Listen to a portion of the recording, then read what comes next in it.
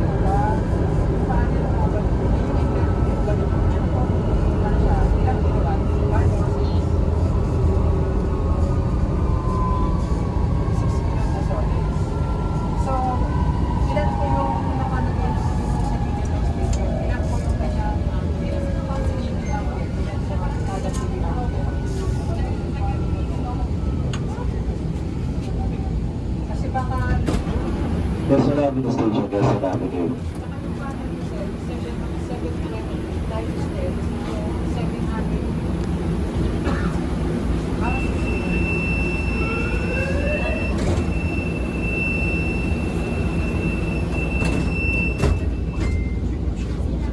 Magandang hapon po sa inyong lahat.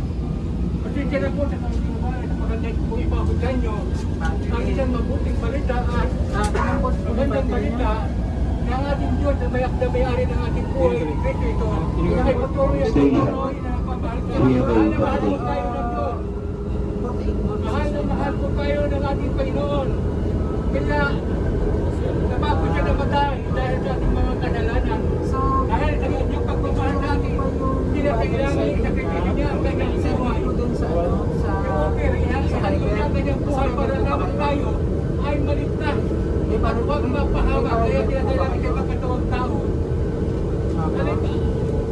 Ang mga langgam po, ang mga langgam, ang mga langgam, at nakita ko ang mga langgam ay mapapahamak at mas nakatawang langgam upang sila bigyan ng warning, babala, upang wag silang mapahamak.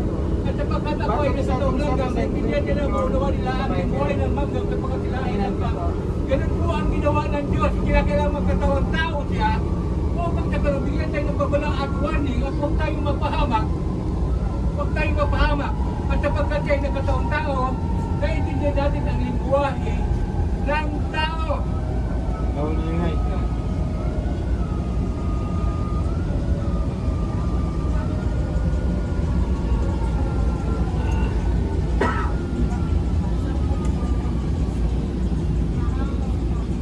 Mga kaibigan, Sumunod station, Kapatid. patuloy na patuloy na kukumpikta sa ating mga kasalanan. Kailangan tumukin tayo ng ganyang banal na dugo. Tumukin tayo sa lahat ng kasalanan natin. Kinuha tayo ng ganyang banal na dugo mula sa tagiliran ni Adan. Mula sa tagiliran ni Adan doon, nagsimula ang kamatayan ng kasalanan sa mamamagitan ni Eva. Ang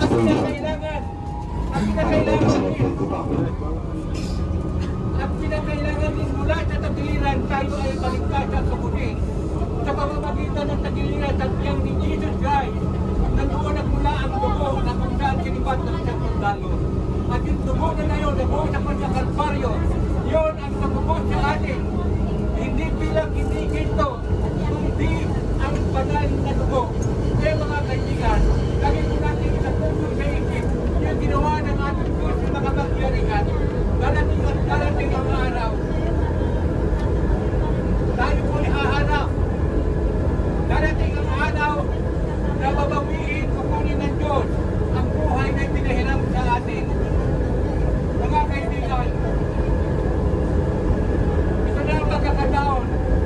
natin alam ang araw ng bukas, maring ang bukas ay hindi na dumating sa atin sapagkat huwag nawa mangyari. Sapagkat marami tayong nababalitaan, marami tayong alam na natutulog lamang hindi na nagising. Namatay sa pamumuha, namatay sa aksidente, namatay sa stroke. So mga kaibigan, hindi natin pinilipat malaki ang ating lakay-lakay na kabuyan sapagkat hindi natin alam ang araw ng bukas. Kaya mga kaibigan, maging matalino tayo. Maging matalino sapagkat ang pinag-uusapan po natin dito ay buhay at kamatayan. Walang hanggang buhay, walang hanggang kamatayan. Sapagkat minsan tayo magkamali. Sorry na lang, sapagkat sabi nga ni Jesus Christ mula sa kanyang bibig. Mabuti pa sa kanya ang hindi na ipinanganak kaysa mapunta ang kapamagan. Mga kaibigan, bago kayo matulog, umiyak kayo, umiyak magsisi ng mga kasalanan, humingi ng tawad, tanggapin si ito sa ating mga puso. Sabi sa John 1:12, ang lahat na nagsitanggap sa kanya ay pinagkalooban sila ng karapatan na maging anak ng Diyos. Ang lahat na nagsitanggap sa kanya ay pinagkalooban sila ng karapatan na maging anak ng Diyos. Ibig sabihin, mga kaibigan, hindi tayo anak ng Diyos, hindi tayo anak ng Diyos. Kaya kailangan tanggapin natin siya sa ating puso upang tayo ay magkaroon ng karapatan maging anak ng Diyos.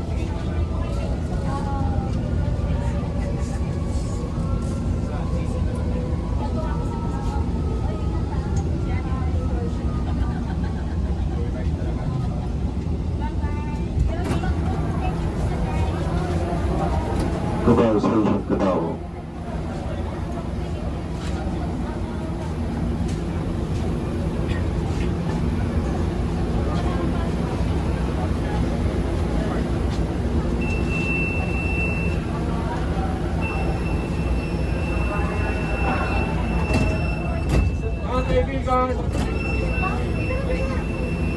Mga kaibigan, ang Diyos po ay patuloy nagpapaalaala sa atin na mahal po tayo na ating Diyos na may ng ating buhay.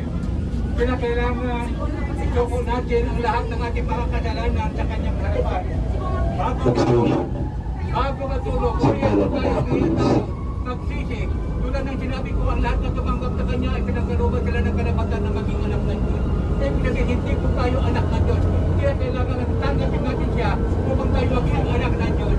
Sa Romans 6:23, ang kabayaran ng kasalanan ay kamatayan, ngunit ang regalo ng Diyos ay buhay na walang hanggan. Ang regalo ng Diyos, hindi sa gift. Kung tatanggapin natin ang regalo na ito, ay tayo ay magkakaroon ng buhay. Kung ating tatanggapin ang regalo ito, ngunit kung hindi, sabi ng Biblia, tulad ng sinabi sa 6:23, babayaran niya, ang kabayaran ng kasalanan ay kamatayan sa tao. Pag namatay sa pagkakasala, babayaran mo yan ng walang hanggang kamatayan. Dito sa lupa, pag kayo gumawa ng krimen, ikaw ay harap ng hukuman upang hatulan ayon sa ating batas, ayon sa gobyerno natin, at ayon din sa batas ng Diyos. Kung paano sa lupa, ganun din sa langit. Pag ang sa tao namatay sa pagkakasala, siya ay harap ng hukuman upang hatulan. Hebrew 9:27, Hebrew, hindi ka pwede ang tuman voice to die after that the judgment. Nakatanda sa tao ang mamatay na minsan at pagkatapos ay maghukom. Sana wag mangyari, darating ang araw na gabi natin uli. It's a matter of time na harap po tayo. Nawa hindi mamutawi sa ating bibig ang satang sana nung nabubuhay pa ako, sana nung malakas pa ako, ako'y nagbasa ng Biblia, ako'y nakinig ng salita. Mga kaibigan, bilingan tayo ng mata at tayo nga upang makinig. Bilingan tayo ng mata upang magbata. Wala tayong may dadahilan na hindi natin alam ang salita ng Diyos. Ang salita po ng Diyos sa ating nga, ignorance of law excuses no one. Pagka tayo ay ignorante, Santolan Station. ayon po sa batas, ignorance of law excuses no man. Kaya pag ignorante tayo sa salita ng Diyos, sabi ang Biblia, excuses no one. Kaya mga kaibigan, At ang tao, pag siya'y pinanganak ng magulang at siya'y buhay, Extension Ortigas. maghanap siya ng pagkain sapagkat siya'y pinanganak ng buhay. Spiritually, pag ang isang tao pinanganak sa Espiritu, maghanap yan ng pagkain ng salita ng Diyos. Ngunit kung siya ay patay dahil sa kasalanan, siya po ay hindi magnanasa maghanap ng pagkain. Sabi sa John chapter 3, except the man be born again, you cannot see the kingdom of God. Maliban ang tayo panganak na muli, hindi siya papasok sa karya ng Diyos. Ang ipinanganak ng laman ay laman nga at ang ipinanganak na Espiritu ay Espiritu na. Kaya kailangan kayo ipanganak na muli. Kaya kailangan kayo ipanganak na muli sapagkat tayo ay pinanganak na makasalanan. Kaya pag ang tao, literally, pag pinanganak tayo sa laman, mayroon tayong relasyon sa ating magulang. At kaya kailangan, pagka tayo po ay mapuputok tayo maghanap ng pagkain. Ganon din po, ang katungkot ng buhay espiritual. Pagka tayo ay pinanganak, buhay, sa Espiritu, dapat may relasyon tayo sa Diyos, may relasyon tayo sa Diyos. At maghanap po tayo ng pagkain, mapuputok tayo mauhaw. Ngunit kung hindi po tayo naghahanap ng pagkain, spiritually speaking, patay po tayo, bagamat buhay patay dahil sa kasalanan. Kaya po mga kaibigan, samantalahin natin ang pagkakataon. Ang inaalokdan mo sa buhay, samantalang ang inaalokdan mundo ay ikli. Dito sa lupa hindi tayo permanente, mga kaibigan, makinig kayo. Dito sa lupa hindi tayo permanente. Ang lupa, ang mundo ay anino ng langit. At ang anino ay nawawala. Ang anino ay napapanap. Ngunit ang pinagagalingan ng anino ay nananatili. At yan ay ang langit na ating pagkukumiwan. Kaya mga kaibigan, makinig kayo. Seryoso po ang mga bagay ito na pagkat ito na hulugan ng buhay at kamatayan. Pagkat tayo nagkamali dito sa baba ng lupa, sorry na lang sapagkat ang pinag-usapan natin dito ay eternal na kamatayan. Wala na bang pangalawang tsansa, wala na pong pagsisisi. Minsan, pag namatay tayo sa pagkakasala, sorry na lang. Kaya po, ang Diyos na puto sa mga lingkod niya na ipangaral ang mga salita sa lahat ng sanlibutan.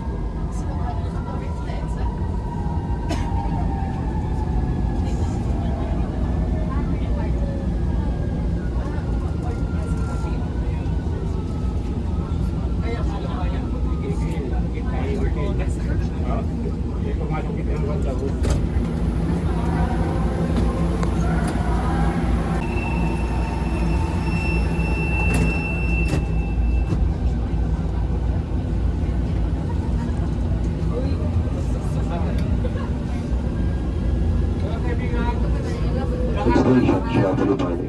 Mahal na mahal po tayo ng Diyos. Kaya nagkagawang tao si Kristo upang tayo ay huwag mapahamak kundi makakaisipin. Dapat po natin alalahanin, isipin na tayo po dito ay hindi permanente. Ilang taon na lamang ang nananatili sa buhay natin. Huwag natin ipagpalit ang natitira po nating lakas. Huwag natin ipagpalit ang natitira nating buhay na ilalap ng Diyos na buhay na walang itinagin kung natin tatanggapin. Mga kaibigan, maging matalino tayo sa mga huling araw na ito. Maging seryoso tayo sa ating relasyon sa Panginoon. Sapagkat alam natin ang mga nangyayari sa buong mundo dito sa Pilipinas. Natupad 99.99. Natupad ang propesiya. Natupad na ang propesiya ng Diyos. Kung tayo po ay nagbabasa sa Biblia. Kaya po kailan meron kayong Biblia sa tahanan.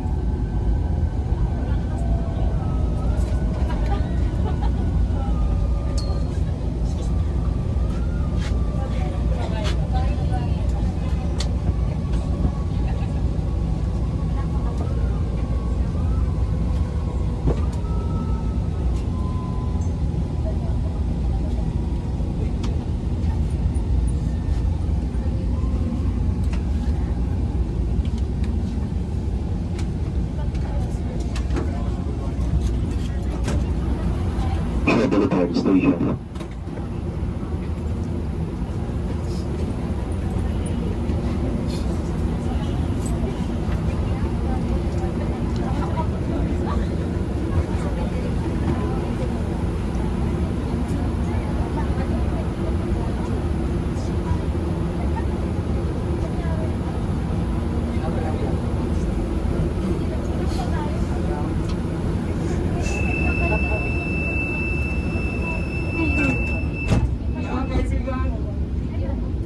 kaibigan, nandito ay lagi nagpapalaala po sa atin. Patuloy niya sinasama ng kanyang pag-ibig, pagmamahal. Body Avenue. Kinukonfit na tayo sa ating mga kasalanan kaya tayo natatakot. Natatakot tayo pag dumarating ang kalamidad. Natatakot tayo mamatay sapagkat alam po natin tayo po ay patay bago magbuhay dahil sa kasalanan. Kaya napako dito sa matay, napako namatay dahil tayo iligtas. Mababaliwala ang kanyang kamatayan kung tayo patuloy na nagkakasala. Ang kasalanan kaya nasabay wala sa Diyos at kasawa at ang kasalanan ay kaaway ng Diyos. Ayaw natin maging kaaway ang Diyos. Mga kaibigan, kailangan po natin isuko ang ating mga kasalanan. Tinintay lamang tayo ng Diyos na isuko kay tayo kinukonfigtas. Tulad ng aking sinabi, isang tao gumawa ng krimen dito sa babaw ng lupa, kay harap na kumungan ng atuan. Siya po ay takot at takot na mauli, takot na maglang. Ganun din po ang kalagayan natin eh. Kaya takot na takot tayo mamatay sa pagkasal natin. Tayo ay konfiktado sa ating mga kasalanan. Kaya po maging seryoso tayo mga kaibigan. Maging seryoso tayo. Hindi po biro ang ating sitwasyon, ang ating kalagayan. Huwag natin ipagpalit ang natitira nating lakas buhay. Mag-on tayo ng 50 years, 70 years, 100 years. Wala na po kayo dito sa ibabaw ng lupa. Wala na Road po. Body Avenue Station. Kaliwapit po ang pagbubukas.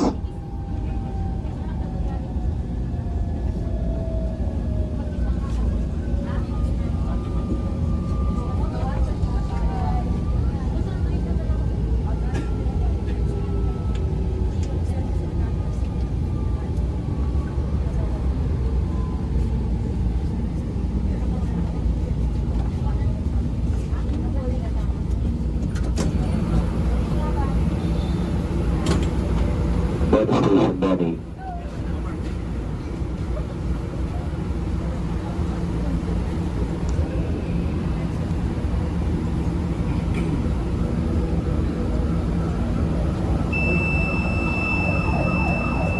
Mga kaibigan, mahal naman po tayo ng ating Diyos na may-ari na nagpahiram ng ating buhay.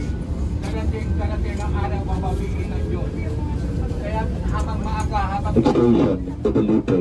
malakas, tulad ng aking sinabi, ang araw ng bukas ay maaaring hindi dumating na nawawag mangyari. Hindi natin alam ang araw ng bukas. Kapag marami tayong nababaltaan, namatay sa bangungod, sa aksidente, sa stroke, at sakit. Huwag natin ipagsapalaran ang ating kaluluwa sa walang katiyakan. Habang maaga, habang malakas, lagi tayo lumapit sa Diyos, magsisi ng ating mga kasalanan, tanggapin natin siya bilang ating Panginoon at sariling tagapagligtas. Sapagkat tulad ng sinasabi sa John 1:12, ang lahat na tumanggap sa Kanya ay pinagkaroon nila ng karapatan na maging anak ng Diyos. Ibig sabihin, hindi po tayo anak ng Diyos. Kaya hindi po tayo anak. Kailangan natin tanggapin siya sa ating. Kanina po tayong anak. Sa end mo po nandyan, ang inyong ama ay walang iba kundi ang Diablo, sapagkat ang ginagawa ng Diablo ay ginagawa niya sapagkat ng pasipulang malamang. Dahil mamamatay ka at ang katotohanan ay wala sa kanya sapagkat siya sinungaling at ama ng kasinungaling. He is the father of lies. Ang mga bata hindi natin tinutulong magsinungaling, marunong naman sinungaling. Lahat ng tao ay sinungaling. Ang magnanakaw, ang mamatay tao, ang corrupt sa loob ng gobyerno na huli mo, magsisinungaling sapagkat likas sa tao ang kasalanan dahil kay Eva at Adan, dahil sa minanan natin. Kaya ito na pagkakataong makalaya tayo sa pagkabilanggo, makalaya tayo sa paging alipin ng kasalanan, bilanggo tayo ng reliyon, bilanggo tayo ng kasalanan. Gustuin man natin magbago, hindi lalo tayo nasasaputan ng gagamba, lalo tayo nahulog sa kumunoy, gusto natin baligtad. Ganyan po ang ating sitwasyon. Gusto natin magbagong buhay ngunit walang kapangyarihan ang reliyon, ang ating buhay, ang ating sariwala, maliman lamang dito sa mga sinasabi. Ako ang daan, ang buhay at katotohanan. Walang sinumang maaari pagkapanong sa akin ang kundi sa pamamagitan ko. Guadalupe Station.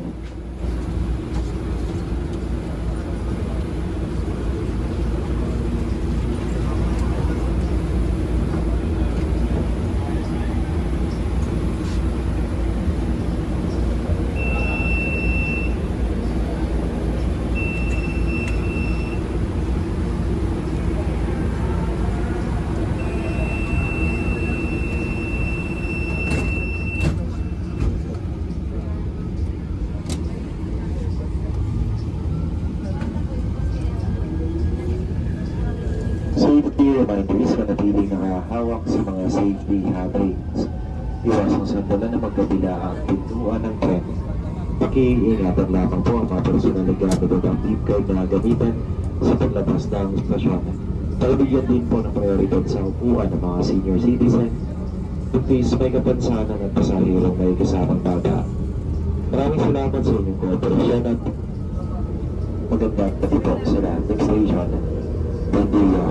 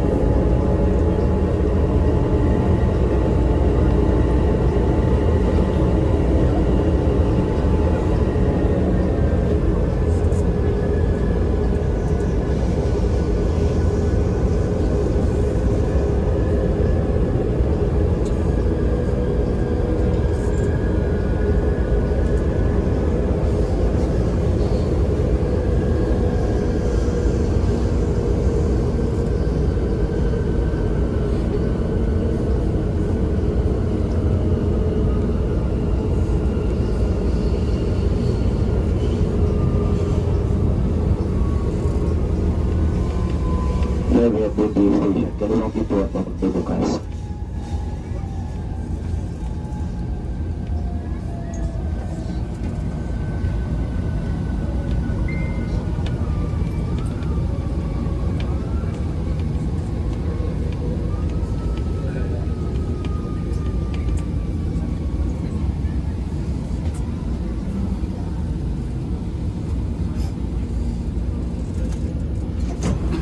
Bandiya Station.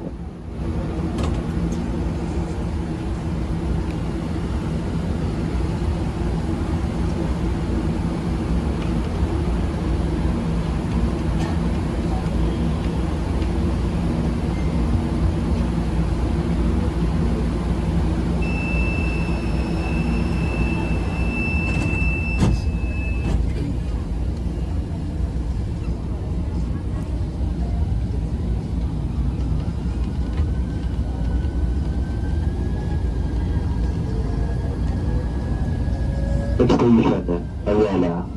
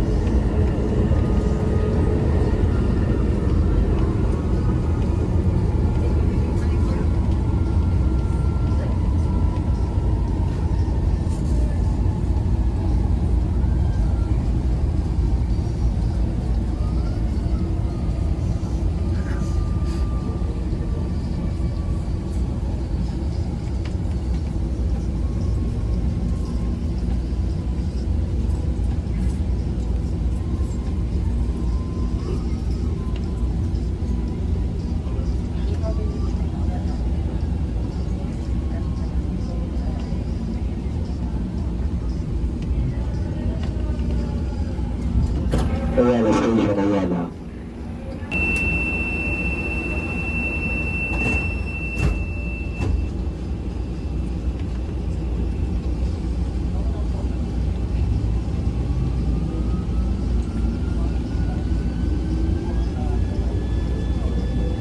Next station, Magallanes.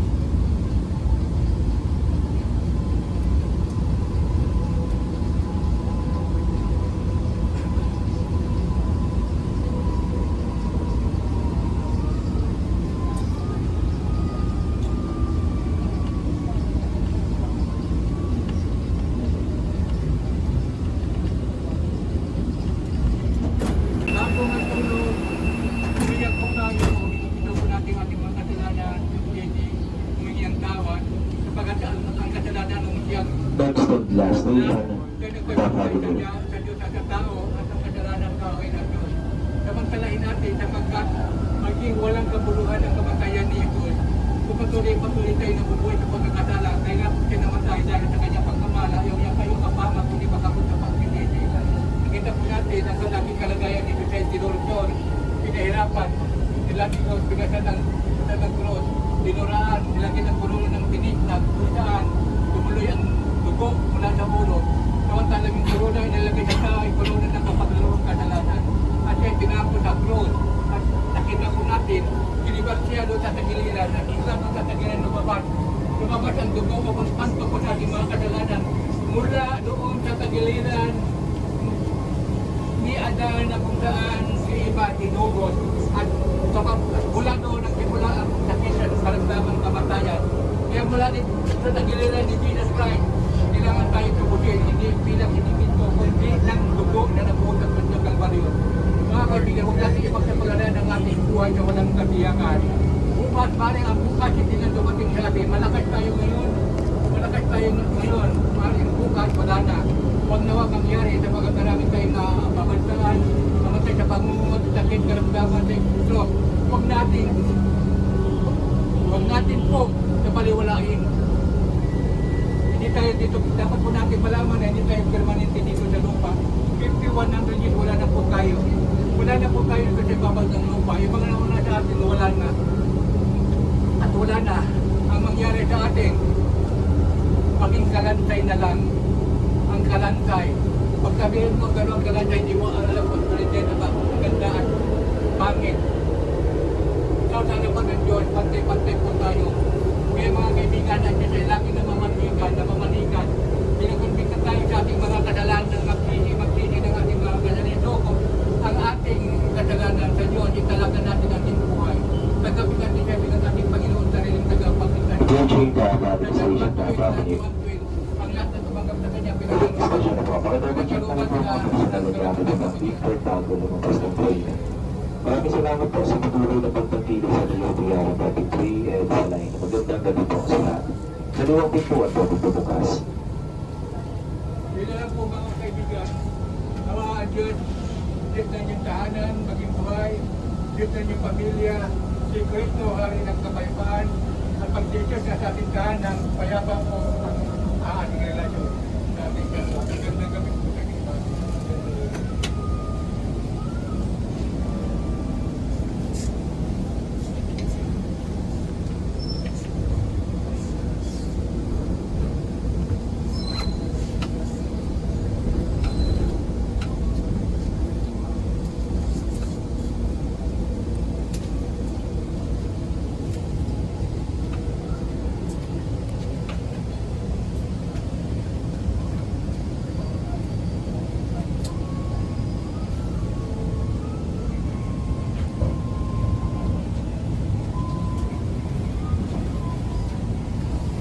Sa station na po, napagalinan po sa lahat. Salamat